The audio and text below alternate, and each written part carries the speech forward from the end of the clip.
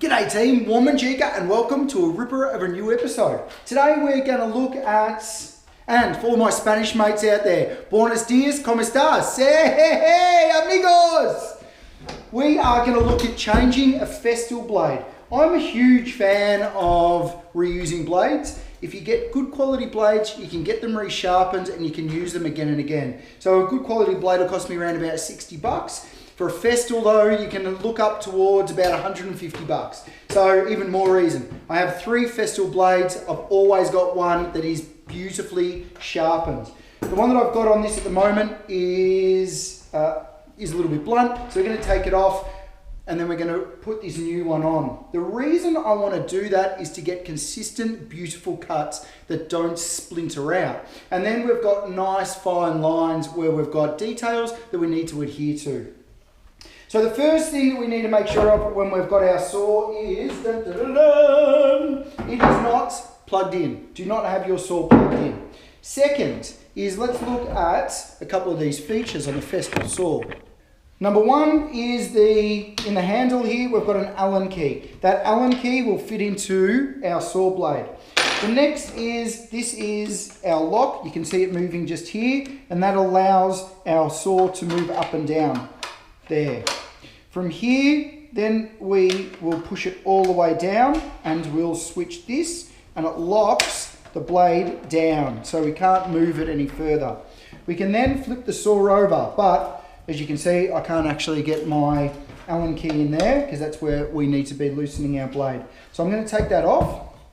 You can see actually while I'm doing this, you can see here how badly burnt that blade is just there. So I'll actually be able to get that resharpened. There's nothing wrong. If I have a look at my teeth here, there's no teeth that are actually missing. You should only ever use the Festool saw for what it's made for, cabinetry work.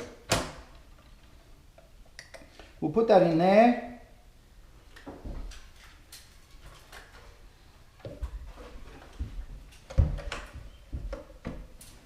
Lock it, turn it.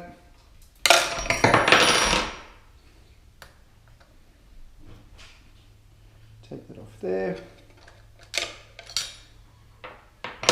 Take that off there. Give that a wiggle and a jiggle. Pull that out. Now facing, you can see here we've got an arrow on the blade facing that way. We've got an arrow on the side of the saw facing that way. So our teeth need to be going this way. So when we change our blade, we put the blade in the exact same position. Teeth going up. Again, you can see there we've got the arrow facing up, arrow facing up. Put that into position, that's nice. Then put our locking lug back into position. Hand tighten first, so you can make sure that it's in the thread. Do not do this with a impact driver or cordless drill. I've seen that done before. Do it by hand. You can make sure that you're not going to thread your nuts and bolts. Just tighten that up.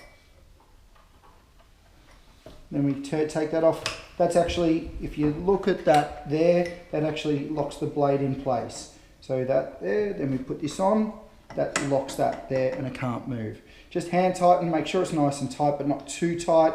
Let that off, let that go, let that go. Put this straight away back into the same position, then you can't lose it and it's always where you want it to be. There you go. Any questions or queries about changing the Festool saw blade, flick it over. I'll answer it for you best I can, whenever I can. Any questions or queries about it, flick it over and I'll answer that for you best I can, whenever I can. Thanks for watching and like always, stay unreal banana peels. I'll see you in the soup. Hasta luego, mis amigos.